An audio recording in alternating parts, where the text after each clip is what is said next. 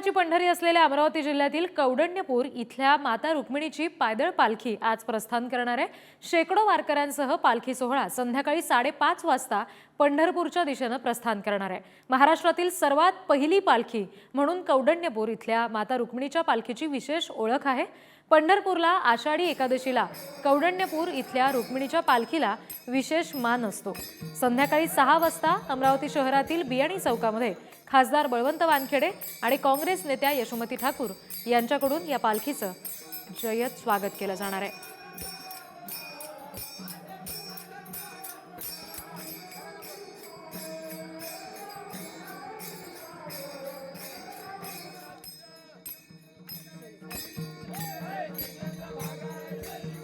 कौंडण्यपूरमध्ये ही पालखी प्रस्थान ठेवणार आहे।